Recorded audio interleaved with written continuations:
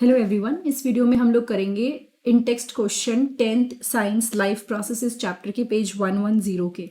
सबसे पहला क्वेश्चन है, what are the components of the transport system in human beings, what are the functions of these component. तो सबसे पहली बात तो कि जो ह्यूमन का ट्रांसपोर्ट सिस्टम है, जो एक जगह से दूसरी जगह किसी भी चीज़ को ट्रांसपोर्ट करने में हेल्प करता है, उसके मेजर कंपोनेंट्स क्या हैं, किस किस चीज़ से मिलके बना है। तो ट्रांसपोर्ट सिस्टम जो है, जिसको हम सर्कुलेटरी सिस्टम भी बोलते हैं ह्यूमन बींग्स में, उसमें हार्ट आता है, ब्लड आता है, ब्लड वेसल्स आती हैं। These all things come under the circulatory system. Function of heart क्या है? सबसे पहला फंक्शन जो हमको याद रखना है, it is to pump blood. Blood को पंप करना है एक जगह से दूसरी जगह, ठीक है। दूसरी चीज, हार्ट के साथ क्या होता है, हार्ट ना डीऑक्सीजनेटेड ब्लड रिसीव करता है, यानी ऐसा ब्लड जिसके अंदर कार्बन डाइऑक्साइड मिली हुई है, ऑक्सीजन नहीं है, ठीक है। अलग अलग पार्ट से हार्ट उसको रिसीव करता है और हार्ट उसको पंप करता है लंग्स तक, ताकि वापस वो बाहर जा सके, यानी कि जो CO2 उसके अंदर मिल गई है वो बाहर एग्जिट आउट कर सके लंग्स की हेल्प से। उसके अलावा लंग्स से हार्ट रिसीव करता है प्योरिफाइड ब्लड एंड उसको वो पंप करता है बॉडी के अराउंड, ठीक है। ये हो गया पहला फंक्शन ऑफ हार्ट। नेक्स्ट पे आते हैं function of blood. Blood transport oxygen, carbon dioxide, digested food, hormones and nitrogenous wasted like urea. Blood बहुत सारी चीज़ों को ट्रांसपोर्ट करता है, जो हमने खाया है, जो चीज़ एब्जॉर्ब हुई है, oxygen, carbon dioxide, hormones, nitrogenous wastage, सबको ब्लड ट्रांसपोर्ट करता है। ये प्रोटेक्ट करता है बॉडी को डिफरेंट डिफरेंट डिजीजेस से, क्योंकि उसके अंदर WBC होता है। प्लस ये ब्लड का जो बॉडी का टेम्परेचर है वो मेंटेन करके रखता है। इसके अलावा फंक्शंस ऑफ ब्लड वेसल्स क्या है? अब ब्लड वेसल्स भी हैं आर्टरीज, वेन्स और उसका बहुत ही पतला पतला पार्ट विच इज कैपिलरीज। तो blood pushed by the heart flows through the blood vessels, यानी कि जो ब्लड हार्ट ने पुश किया है, पंप करा है, उसको ब्लड वेसल्स में से गुजरना होता है एंड वापस हार्ट तक जाना होता है। तो इसमें ये सारा काम आर्टरीज, वेन्स और कैपिलरीज का होता है। आर्टरीज हार्ट से बाकी पार्ट्स में लेके जाती हैं ब्लड को, वेन्स बाकी पार्ट से हार्ट में लेके आता है, और कैपिलरी नाम दिया गया है छोटे छोटे डिवीजन को जो हार्ट में हो जाते हैं due to movement. Why is it necessary to separate oxygenated and deoxygenated blood in mammals and bird? ये क्यों ज़रूरी है सेपरेट करना ऑक्सीजनेटेड एंड डीऑक्सीजनेटेड ब्लड को मैमल्स में और बर्ड में? देखो, मैमल्स और बर्ड के साथ एक खास बात ये होती है, because they are warm blooded, यानी इनका जो खून है वो गर्म होता है। To make it warm, to keep it warm, यानी उसको गर्म ही रखने के लिए उनको एनर्जी रिक्वायर्ड होती है। एंड इनकी मैमल्स एंड बर्ड की जो एनर्जी रिक्वायरमेंट है वो काफ़ी ज़्यादा है, क्योंकि they need energy to maintain their body temperature. Separation of oxygenated and deoxygenated blood allow good supply of oxygen to the body. ये जो सेपरेशन हो जाता है ऑक्सीजनेटेड एंड डीऑक्सीजनेटेड ब्लड का, इसकी वजह से अच्छी सप्लाई होती है ऑक्सीजन की बॉडी के थ्रू, ठीक है। मतलब कि अच्छे से ऑक्सीजन मिलती है। अगर ये ना हो, सेपरेशन ना हो, तो बहुत हार्ड प्रोसेस हो जाए, बहुत डिफिकल्ट, बहुत time consuming, and finally result कुछ भी ढंग का नहीं आएगा। तो ये जो सिस्टम है, यानी कि हमारा ऑक्सीजनेटेड एंड डीऑक्सीजनेटेड ब्लड, ये अलग रहने से हमारी एनर्जी रिक्वायरमेंट फुलफिल हो जाती है, जो कि नहीं हो पाए अगर ये अलग कंपार्टमेंट में ना हो। कौन कौन से कंपोनेंट हैं ट्रांसपोर्ट सिस्टम के in highly organised plant?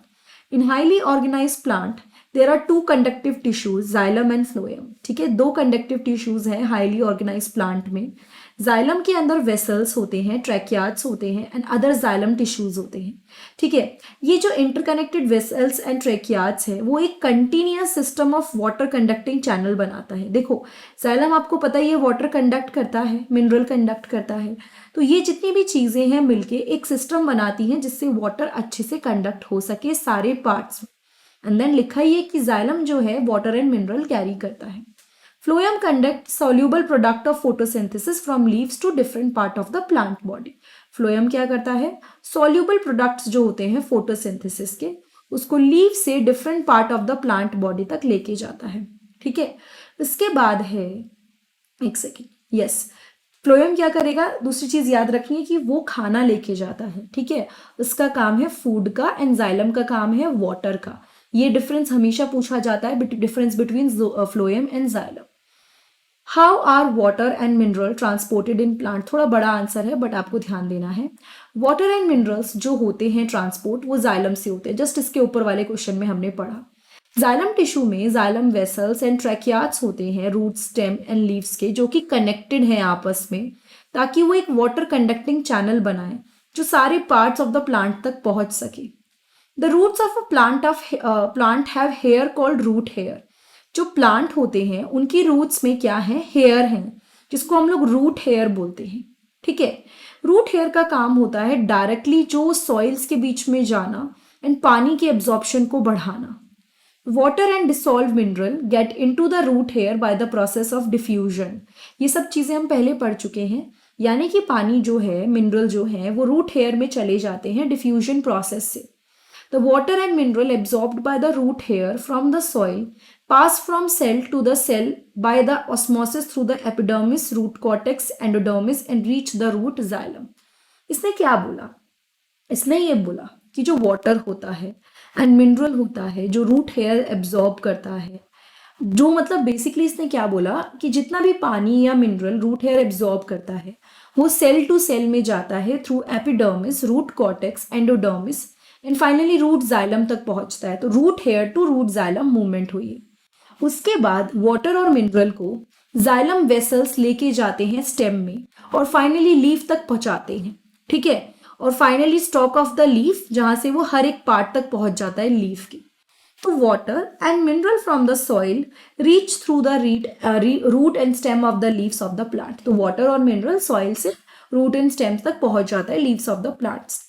Evaporation of water molecule from the cell of a leaf create a suction which pull water from xylem cell of roots.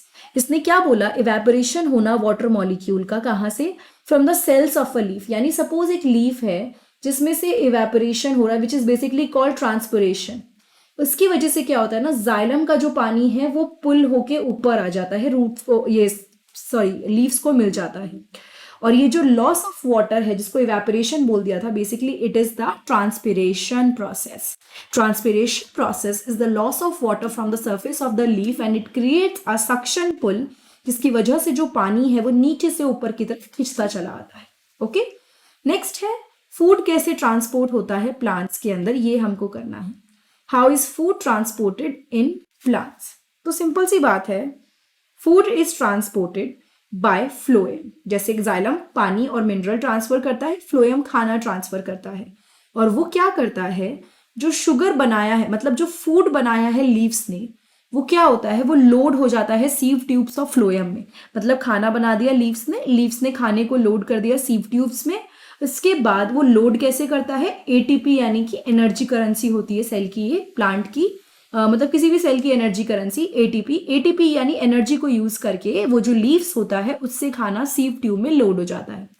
Water उसके बाद एंटर कर जाता है सीव ट्यूब में जिसके अंदर sugar होती है, वाटर सीव ट्यूब्स के अंदर एंटर करता है जिसके अंदर शुगर है ऑस्मोसिस प्रोसेस के थ्रू।